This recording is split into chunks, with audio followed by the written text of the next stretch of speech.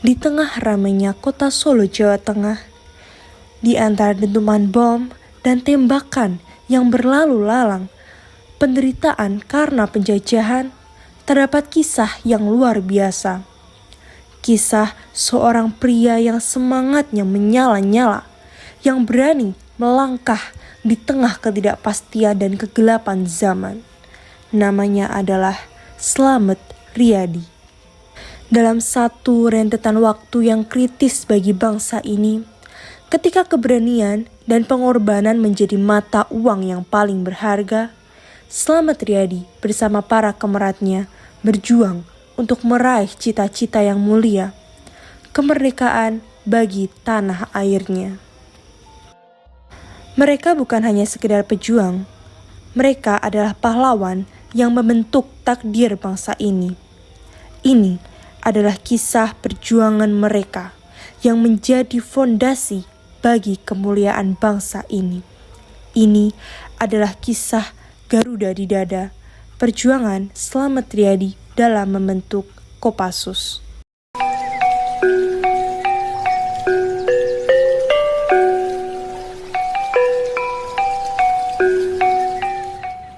Le, Apa? Ibu minta tolong antarkan bekal ini ke sawah ya. Bapak sudah menunggu di sana.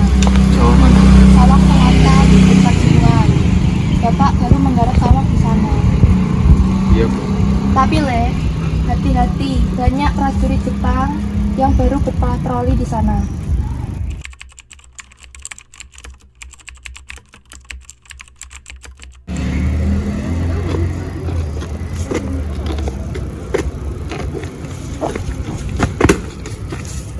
Saya bantuin, Mbak. Mbak mau kemana? Ya terima kasih Mas, saya mau ke depan situ. Boleh.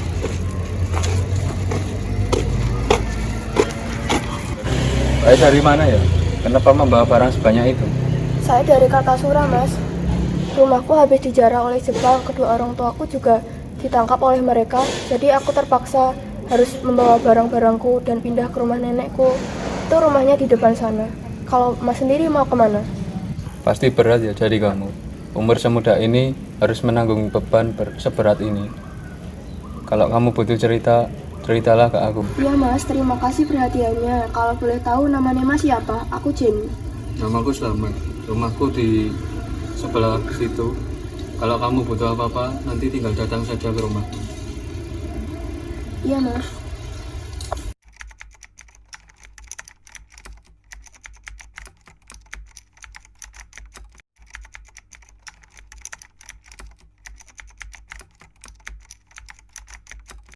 Apabila kita menyerang dari sebelah timur, maka akan ada kekosongan pada bagian barat. Hal itu dapat mempermudah bagi kita untuk menembus pertahanan mereka. Jadi 3 hari lagi kita akan ke Ambarawa ya? Iya, Belanda dikabarkan telah sampai di Cirebon. Maka dari itu, kemungkinan Belanda akan sampai ke Ambarawa 1 minggu lagi. Oleh karena itu, kita harus segera bersiap-siap sebelum mereka datang ke Ambarawa. Berapa pasukan yang akan kita bawa besok? Kemungkinan 1 batalion, dan nanti akan ada tambahan pasukan di sana.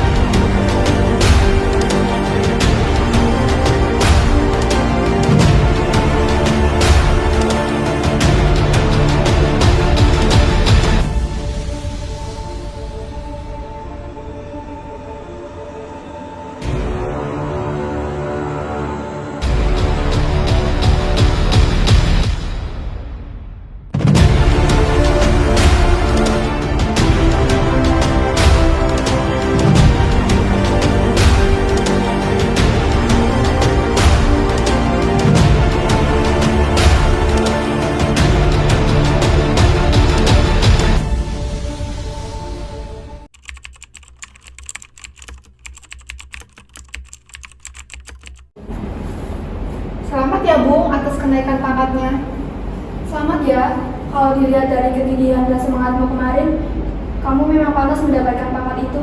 Makasih Jen, makasih sih. Saya akan bertanggung jawab dengan sepenuh hati. Tapi kalian kemarin juga sangat hebat dan berjuang dengan kegigihan yang tidak pernah saya lihat. Sebuah kehormatan bisa berperang dengan kalian. Oh iya, selamat. Kamu ingat tidak waktu pertama kali kamu menolong kepala itu? Pada waktu itu, aku sudah bisa melihat jiwa patriotisme dalam dirimu. Sejak kejadian itu, aku yakin bahwa suatu saat kamu akan menjadi pemimpin pasukan yang berwibawa.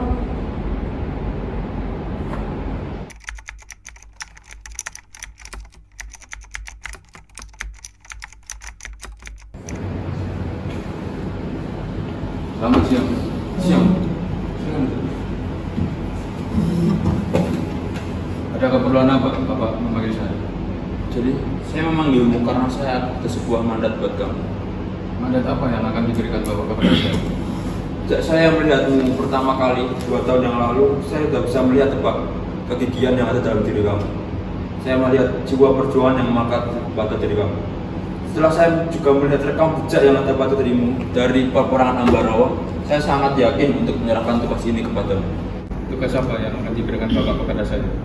Saya akan menyerahkan kontrol atas 4 batalion dan 1 batalion tentara pelajar. Saya yakin di bawah kepemimpinanmu mereka pasti bisa berkembang dengan pesat. Baik Pak, saya akan menjalankan mandat Bapak dengan bekerja keras dan sepenuh hati. Saya suka kepercayaan diri kamu. Saya yakin kamu pasti bisa mengontrol mereka. Siap.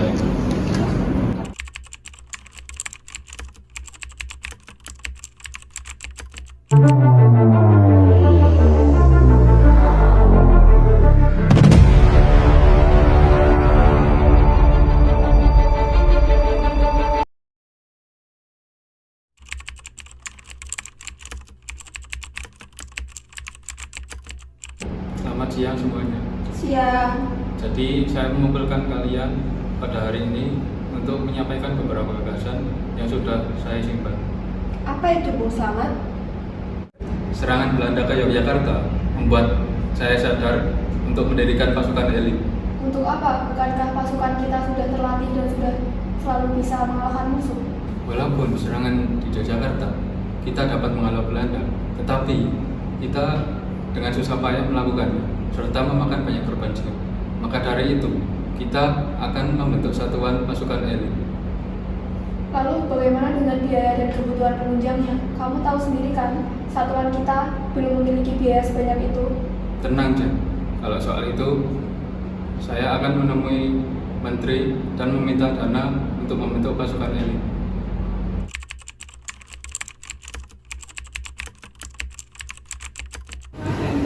Siap. Saya izin menemui Pak Men. Baik, saya sampaikan.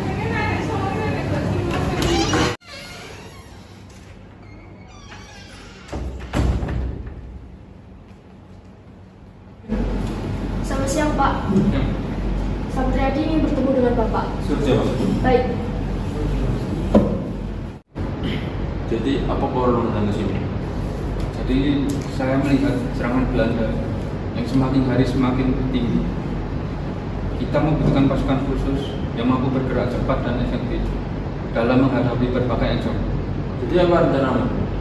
Saya berencana akan membentuk pasukan khusus yang mampu bergerak cepat dan efektif. Saya akan melakukan pelatihan terhadap prajurit-prajurit tersebut dan menggeblengnya dengan disiplin dan latihan khusus. Saya memahami kekhawatiran Anda. Tapi pembentukan pasukan khusus ini membutuhkan biaya dan waktu yang besar. Kamu tahu kan negara kita sedang mengalami krisis ekonomi. Lalu apakah kamu yakin kalau pasukan itu bakal berhasil?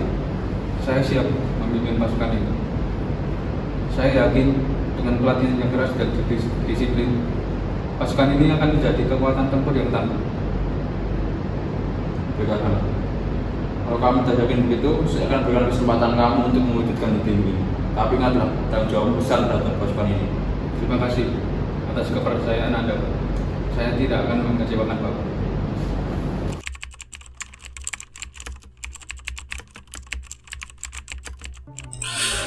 Kalian adalah prajurit-prajurit terbaik yang dipilih untuk menjadi bagian dari pasukan khusus ini. kalian akan digembleng dengan pelatihan yang keras dan melelahkan. Tapi, saya yakin kalian mampu melewati semua ini.